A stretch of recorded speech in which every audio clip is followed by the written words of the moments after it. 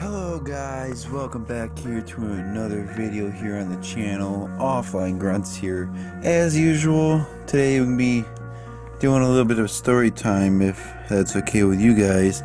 But this is a story about back when I was still in high school. Easy go.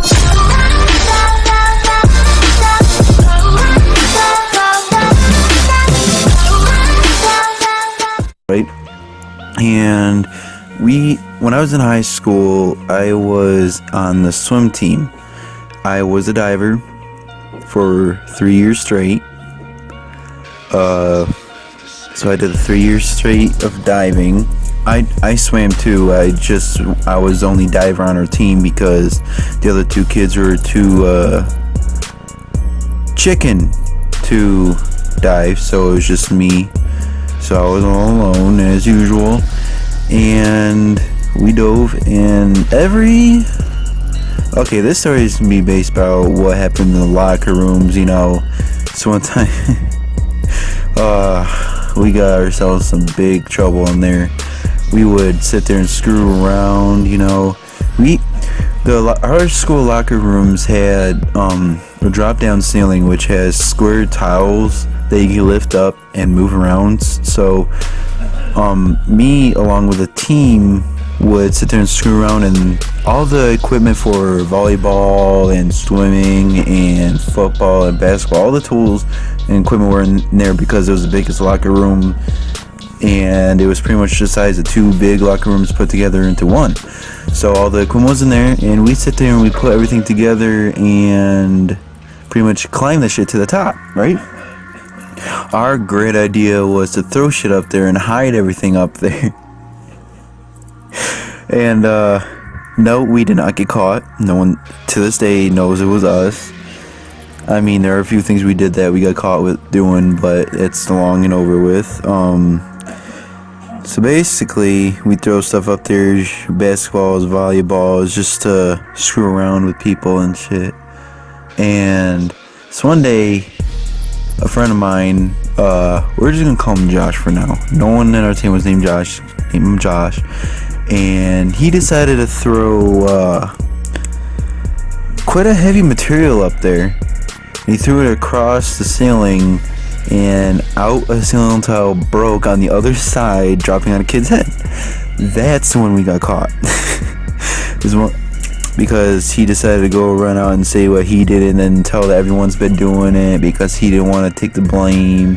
And he told the teacher that it was, or the coach, that we forced him to do it. So he ended up obviously getting caught and being, kicked from the team. I feel bad for him, but yeah, that's like the last time we started doing that. But there was these carts, I don't know what they were called, but they were big and black.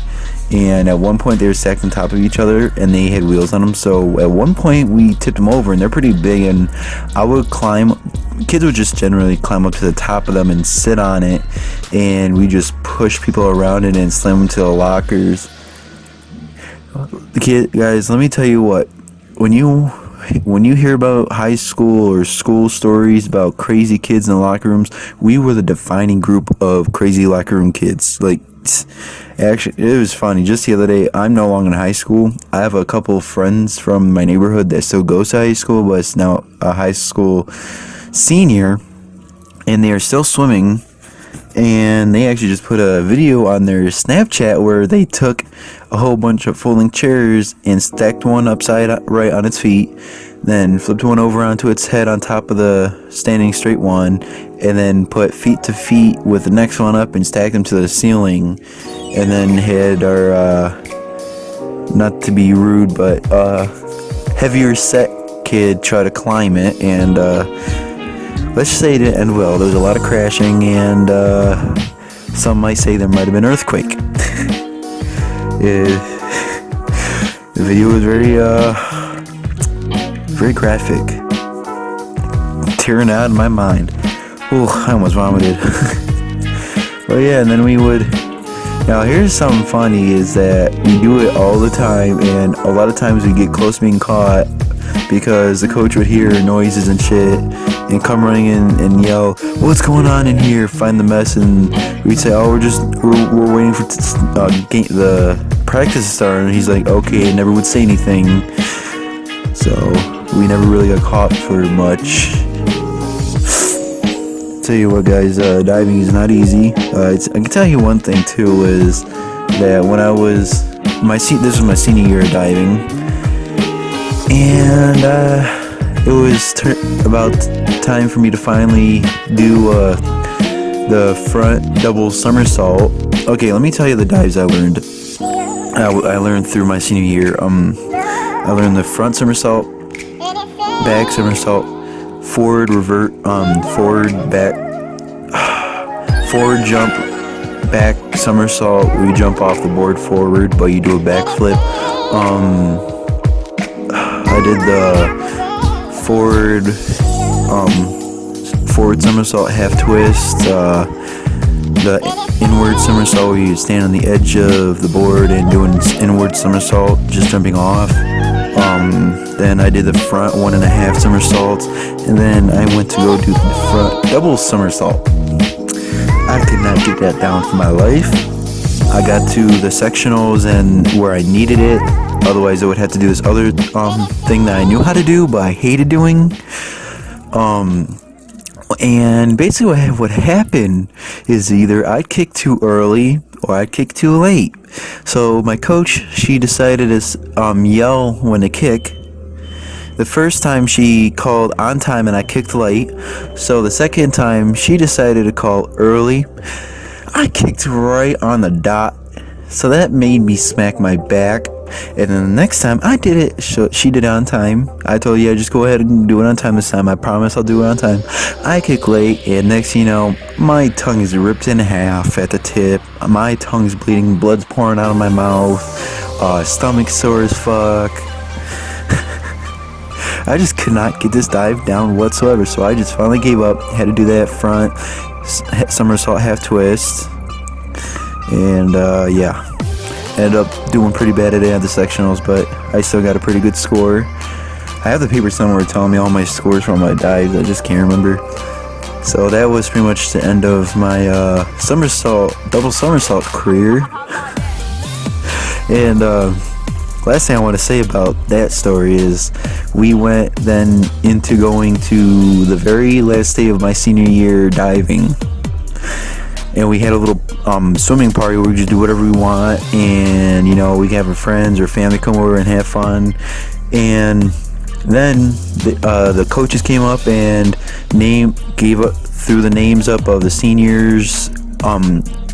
Even only if you were varsity though, they called your name. If you were a senior and you're not were in varsity, I don't know how it run, but only the varsity students were called up. The varsity seniors.